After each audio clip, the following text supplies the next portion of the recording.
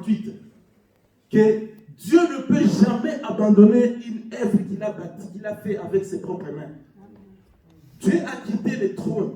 Il a laissé le trône. Il est descendu pour toi et pour moi, pour nous racheter. Non pas avec de l'or et de l'argent, mais avec son précieux sang. Dieu ne peut pas nous abandonner. C'est pourquoi il dit, je ne vous abandonnerai point. Je ne vous délaisserai point. Quelle que soit l'opposition de l'ennemi, Dieu achèvera ce qu'il a commencé pour nous, frères et sœurs. Dieu ne peut jamais abandonner un homme à qui il a investi son esprit. Il a mis son sceau, Dieu ne peut pas abandonner. Amen. C'est pourquoi le diable, il est en train de se tromper. Tes ennemis, ils sont distraits, ils se trompent. Dieu, il est bon. Alléluia. Amen. Et il dit à quelqu'un ici, cet après-midi, dans Jérémie chapitre 31, verset 3, je t'aime d'un amour éternel. C'est pourquoi je te conserve ma bonté. Les bontés de l'éternel, ils ne sont jamais épuisées et se renouvellent chaque matin à faveur de chacun de nous. Gloire au Seigneur. Dieu a un master plan pour chacun de nous. Un grand projet, méga projet. Pourquoi il dit dans Jérémie chapitre 29, je crois à partir du verset 11 par là, je connais le projet que j'ai formé sur toi. C'est un projet de bonheur, un projet de paix, afin de te donner un avenir et de l'espérance. Gloire au Seigneur. Dieu, il est Dieu, mon frère et ma sœur. Il y a des ennemis, mais ils n'iront pas loin. Les hommes aujourd'hui peuvent douter de ton statut de fils et de fille de Dieu. Ils peuvent douter. Ils peuvent douter même de l'authentification de ton ministère, de ton appel. Pourquoi? Parce qu'ils connaissent tes faiblesses. Ils voient tes défauts. Ils voient les erreurs que tu es en train de commettre. Ils le voient. Alors, cela peuvent le pousser à douter même des dons que Dieu t'a donnés. Que tu es véritablement un serviteur, servant de Dieu. Mais ce qu'ils oublient, c'est que ton avenir est dans la main de Dieu. Amen. Et Dieu est en train de travailler en coulisses, accomplir une très bonne œuvre en toi et en moi. Il y a certaines personnes qui peuvent te mépriser aujourd'hui à cause de ta taille. Alléluia. Tu ne parles pas bien le français, tu ne parles pas bien l'anglais, tu n'as pas été à l'école comme les autres, tu n'as pas de diplôme. Ils peuvent te mépriser. Ils peuvent te sous-estimer. Ils peuvent te piétiner. Ils peuvent te mettre à côté. Te mettre sous le banc de touche. Si tu es celui qui ne vaut rien. Laisse-moi te dire, mon frère et ma sœur, ces gens-là, ils font une erreur. Alléluia. Parce qu'ils oublient que tu es un chantier de Dieu. Et tu es en train de travailler. Vous savez, frères et sœurs, lorsque vous entrez dans un chantier, où on est en train de construire une maison, ce que nous voyons ici. Tout au début, vous allez voir que tout est dans des ordres. Alléluia. Il y a des planches là-bas, il y a des câbles là-bas, il y a des clous, des vis là-bas, des sacs de ciment.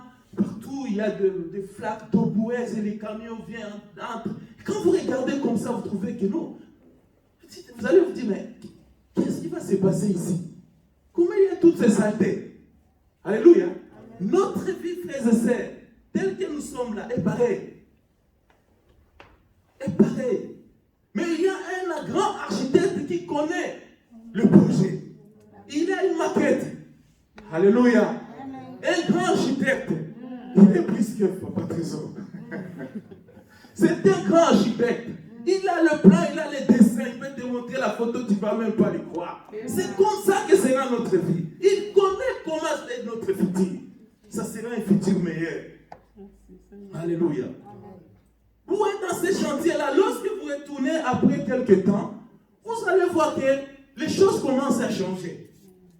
Alléluia. Les choses commencent à changer. Et ceux qui n'avaient pas de forme commencent à prendre une forme là. Parfois ça étonne, n'est-ce pas? Mais ici, il y avait notre vie. Et comme ça, frères et sœurs. La Bible dit dans Genèse chapitre 1 qu'au commencement, Dieu créa regarda le ciel et la terre. La terre était encore informe et vide. L'obscurité planait sur la surface de l'abîme. C'est comme ça que notre vie est. Tout est comme informe et vide. Mais j'ai une bonne nouvelle pour toi, mon frère et ma sœur. Que tu suis maintenant, si tu vois maintenant la suite, la Bible dit l'Esprit du Seigneur mouvait sur les eaux. L'Esprit du Seigneur était en mouvance, était en train de bouger, était en train de travailler. Alléluia. Dieu est en train d'accomplir quelque chose que les hommes ne peuvent pas peut-être comprendre. Dieu est à l'œuvre, frère. La Bible dit ceci, frères et sœurs. Lorsque nous lisons dans 1 Jean chapitre 3, verset 2, qu'est-ce que la Bible dit? Ce que nous serons n'est pas encore manifesté. Mais nous savons que nous serons, quand cela sera manifesté, nous serons semblables à lui et nous le verrons tel qu'il est. Tel est le but de notre Dieu. Qu'un jour ou l'autre, quand nous serons auprès du Seigneur, tu regardes le Seigneur comme ça, tu te regardes, il n'y a pas de différence. Alléluia. C'est ça le but de notre Dieu, que nous puissions être semblables à Jésus-Christ. Être comme Jésus. Je vais être comme Jésus toute ma vie. Alléluia. Il y a un frère qui chante ça très bien, frère Trésor. Je vais être comme Jésus. Nous voulons être comme Jésus. Le but du Seigneur est que nous puissions être comme Jésus. Pas rester tel que nous sommes là. C'est pourquoi Dieu fait un travail, frères et sœurs. Alléluia. Un travail considérable, frère. La Bible dit, ceux qui ont méprisé les jours du faible commencement, ceux qui l'ont méprisé se réjouiront en voyant les niveaux entre les mains de Zorobabel. Ça, c'est dans Zacharie chapitre 4, verset 10. Ceux qui sont en train de te mépriser aujourd'hui, c'est juste parce que tu es encore au stade de faible commencement. Mais les jours viennent, frères et sœurs, où ils seront étonnés de voir les niveaux vers lesquels Dieu t'amène. Un niveau très haut, dans tous les niveaux. Alléluia. Est-ce que nous le croyons, frères et sœurs? Est-ce que tu le crois, mon frère, ma sœur? Le niveau où Dieu est en train de nous amener, c'est un niveau très haut. La Bible dit dans Psaume 118, partie du verset 22, que la pierre que le bâtisseur ont rejetée, c'est elle qui était devenue la principale de l'angle. Alléluia. Et par révélation, nous savons que cette pierre n'est rien d'autre que notre Seigneur et Sauveur Jésus-Christ.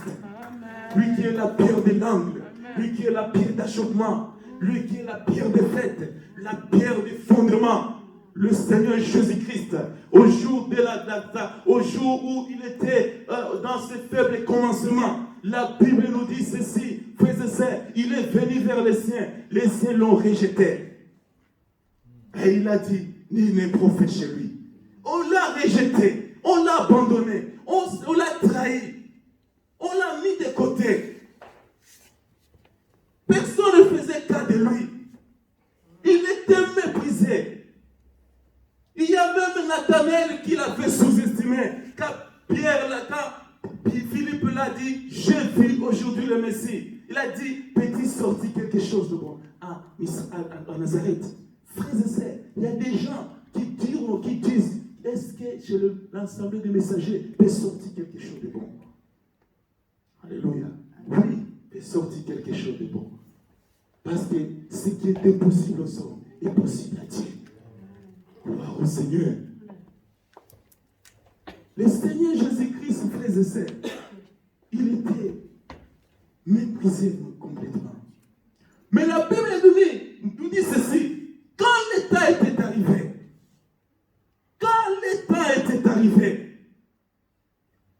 sa gloire, sa puissance, sa force, même sa divinité, si la montagne de transfiguration commençait à se déployer.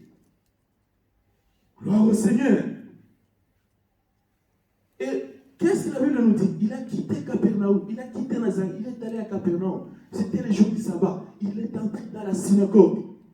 Entré dans la synagogue. La Bible dit qu'il prêcha la parole avec autorité.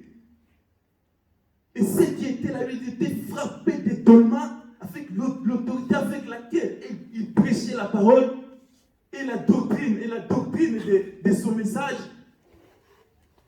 Et ils se sont dit non, allez chercher les malades. On est allé amener les malades.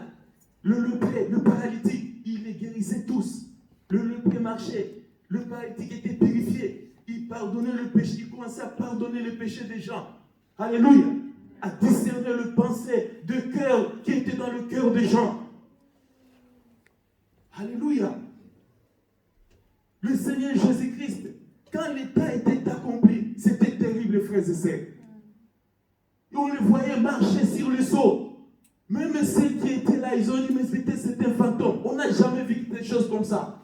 4 jours, Lazare dans la tombe. Sors Lazare. Lazare est venu en vie, frères et sœurs. Un homme nouveau.